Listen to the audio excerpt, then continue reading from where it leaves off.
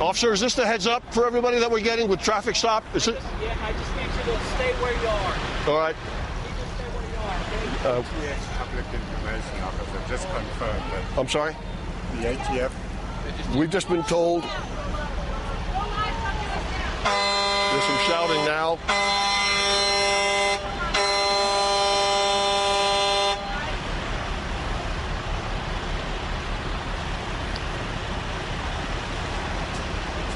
And you can see a few white-shirted personnel over by this vehicle who are then ducking behind the cab of that vehicle.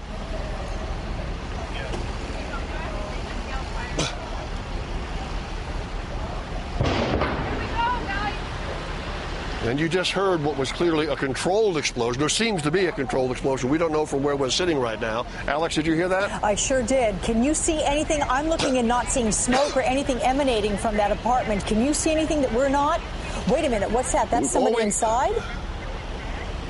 Somebody just knocked it. It looks like either part of a window pane was knocked out or the window frame. I don't know if somebody did that from inside or it just fell on its own. It may well be. I don't have eyes in the back of my head, not yet anyway, but I'm looking at the building from this side and trying to look at the monitor. Yeah. All I know is that people on this side. Yeah, go ahead, Alex. No, I'm going to ask Rick Hahn. Rick, were you able to hear that explosion, that sound?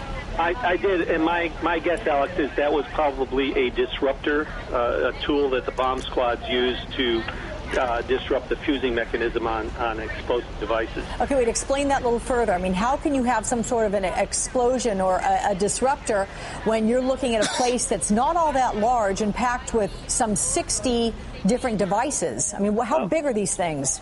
The disruptor itself is approximately the size of a shotgun. And in fact, the shell that it fires is very similar to a shotgun shell in terms of its explosive load.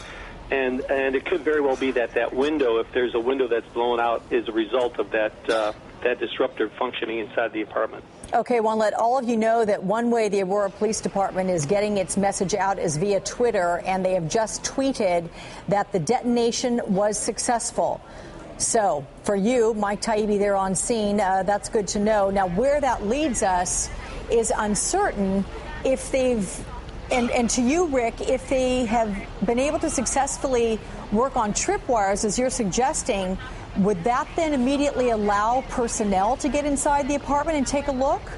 No, I don't think at this point that they would want to let the personnel in. But the good news is that they successfully disrupted at least one fusing mechanism. And depending on how many of these devices were fused together, there may be another dozen, there may be another 30 fusing mechanisms that they want to disrupt. But the bottom line is that they successfully did one, and so your chances of success with successive ones is greatly increased, greatly enhanced.